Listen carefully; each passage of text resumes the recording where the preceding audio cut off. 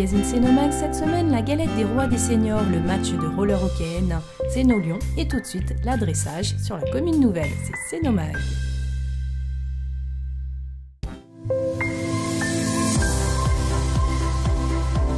Depuis le 1er janvier, Céno s'appelle Annecy et nous sommes allés voir sur le terrain les ajustements qui ont été nécessaires du côté de l'adressage. Le changement s'est imposé du fait que plusieurs voiries sur les 6 communes historiques portaient le même nom. Donc la version définitive des panneaux de rue de l'ensemble de la ville d'Annecy, cette version n'est pas encore réalisée puisqu'on est en attente du logo de la nouvelle ville. Donc nous, on va, pour permettre aux administrés d'avoir leur nom de rue inscrit, dans un premier temps réaliser une simple sérigraphie sur laquelle apparaîtra l'ancien nom de rue et le nouveau nom de rue, ce qui permettra d'assurer une transition et de permettre d'assurer la distribution du courrier, que des courriers ne se perdent pas dans le laps de temps attendant les nouvelles plaques de rue.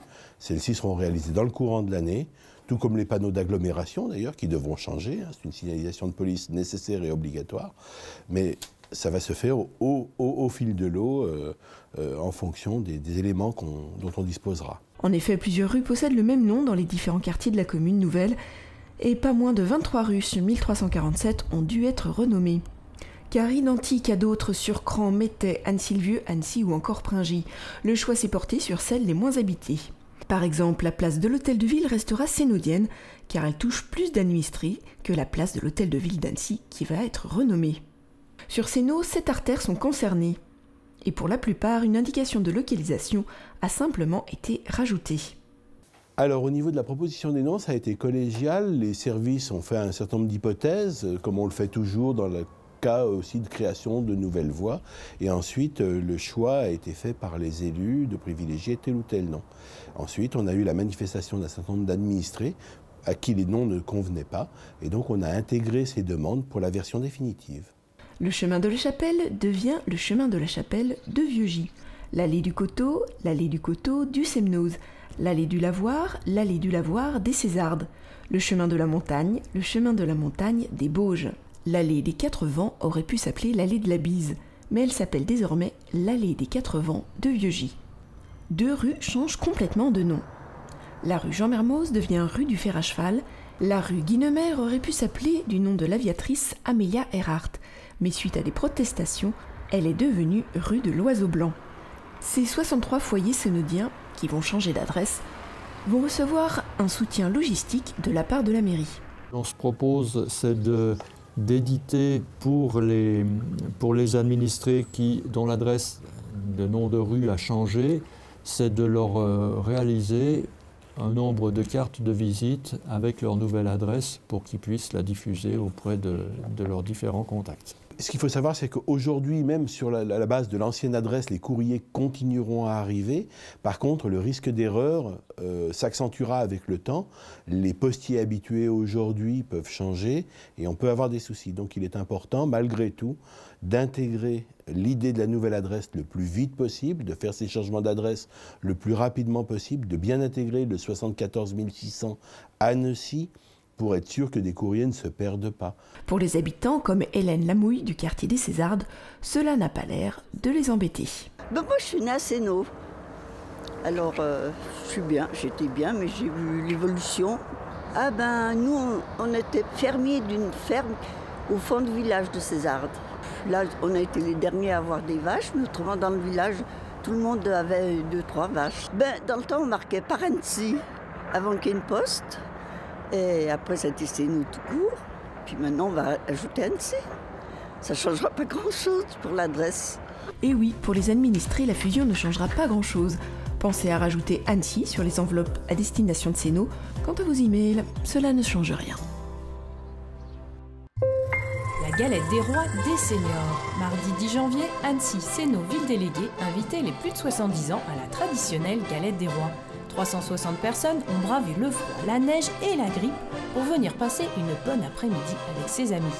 La galette des rois, c'est une journée ou un après-midi convivial. Et des personnes qui ne sortent pas attendent que ce jour pour venir rencontrer leurs amis et leurs amis. Le groupe Évidence proposait aux seniors de la musique dansante. Les étudiants de l'ISETA faisaient le service galette des rois et vin. Mais pour commencer, Françoise Camusso, maire déléguée, a introduit la directrice des services aux seniors de la commune nouvelle. Mon rôle, ça va être de coordonner tous les services en direction des seniors des 6 communes historiques et d'arriver à faire en sorte qu'on arrive à mettre en place soit des activités, soit des animations, de la restauration qui seront ouverts à tous les habitants de la nouvelle commune. C'est-à-dire qu'une personne qui veut déjeuner au restaurant d'Annecy, qu'elle habite Cran, Sénaux, Pringy, pourra venir manger au restaurant d'Annecy. Nous avons aujourd'hui un restaurant. Au mois de septembre, on ouvre un 2e restaurant dans le quartier de Noveltep. Les seniors présents ont d'ailleurs bien compris qu'ils allaient gagner de nouveaux services tout en gardant la proximité. J'ai toujours été annécienne à Sénaux, alors ça ne change pas pour moi. Depuis combien de temps vous êtes dans la région d'Annecy? Plus de 50 ans. Hein. Vous vous y plaisez? Oui, bien sûr. Ça ne change pas grand-chose pour nous. De toute façon, nous, on est plus près d'Annecy que de Sénaux. On va plus souvent à Annecy que de Sénaux. Mais nous, ça ne change pas. Hein. Nous, à la retraite, ça change peu de choses. Hein. C'est pas plus mal. On va élargir les activités, les rencontres au niveau de la ville. C'est pas plus mal de se réunir. L'union fait la force. C'est très bien. Ça fait une grande ville. Depuis combien de temps vous habitez à Sénaux? Alors ça fait 12 ans que j'habite à Sénaux. Avant j'habitais à Crange-Ouvrier et je suis très enchantée d'être à Sénaux. Sur chaque commune déléguée, les repas ou galettes vont continuer à se faire localement. Les activités seront proposées à tous les seniors de la commune nouvelle sur chaque commune déléguée. Ils auront donc plus de choix. Et pour finir, 4 assistantes sociales proposeront des permanences sur chaque commune déléguée. Il faut savoir que les plus de 60 ans représentent 28 500 personnes, soit 23% de la population, et montera prochainement à 25%. Les seniors seront donc une priorité pour la commune nouvelle. Maintenir le lien social et l'autonomie.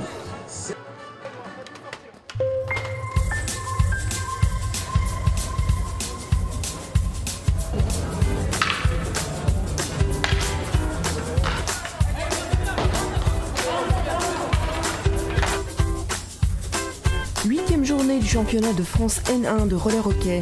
Dans la poule B, Sénaux, 3e du classement, rencontrait Lyon en 5e position à domicile.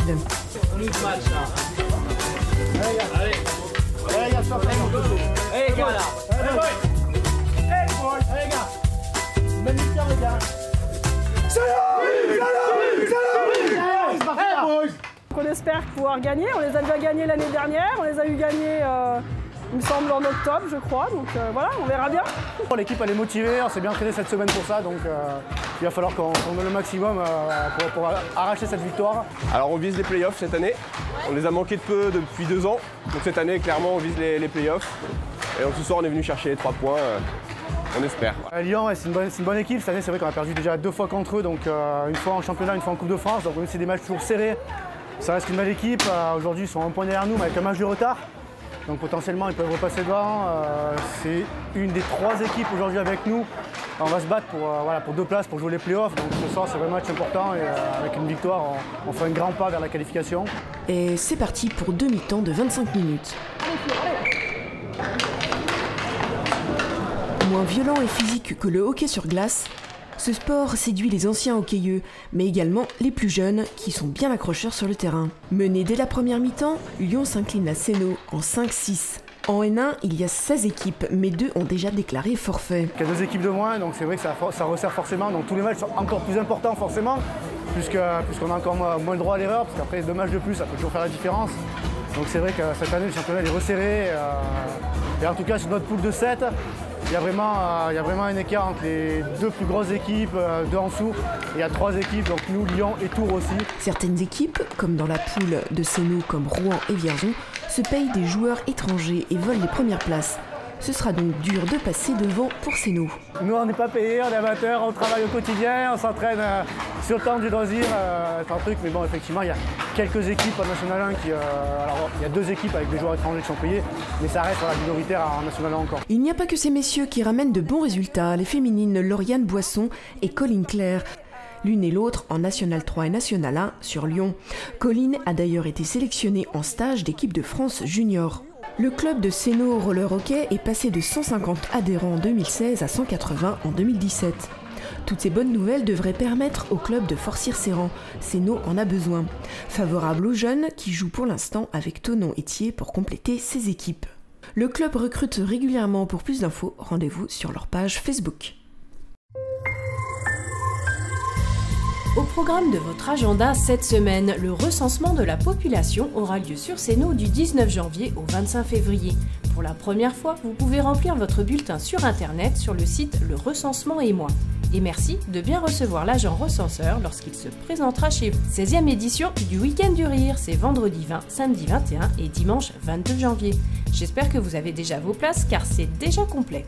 Sinon, vous pouvez toujours venir voir L'Humour fait son collège avec 10 collégiens de la classe à horaire aménagé théâtre. C'est samedi 21 à 18 h, l'entrée est libre. Samedi 21, la médiathèque vous propose 2 animations.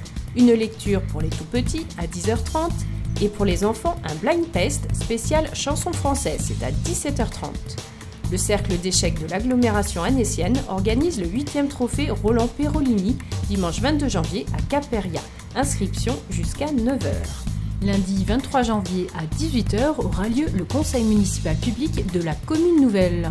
C'est lundi 23 janvier à 18 h à Cap-Péria. De la musique classique ce mardi 24 janvier avec Pascal Contet, en partenariat avec le Conservatoire à rayonnement régional d'Annecy.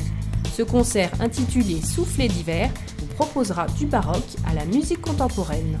Mercredi 25 janvier à 15 h, la médiathèque invite les enfants à un atelier recyclage de CD. Tout public dès 6 ans, sur inscription au 04 50 33 45 32. La médiathèque et le service culturel vous proposent de participer à un concours de poésie sur le thème « Lire sur la colline » à destination des enfants, des adolescents et des adultes. Plus d'infos sur le site ville-sénaux.fr, rubrique Agenda. Comment se propage le son ? La médiathèque vous propose une exposition « Le son de son » en partenariat avec le Conservatoire à rayonnement régional d'Annecy du 3 janvier au 26 février. Affiches, postes d'écoute, expériences sonores pour une expo interactive et ludique. Sénomag est déjà terminé, mais retrouvez-nous tout de suite sur Facebook.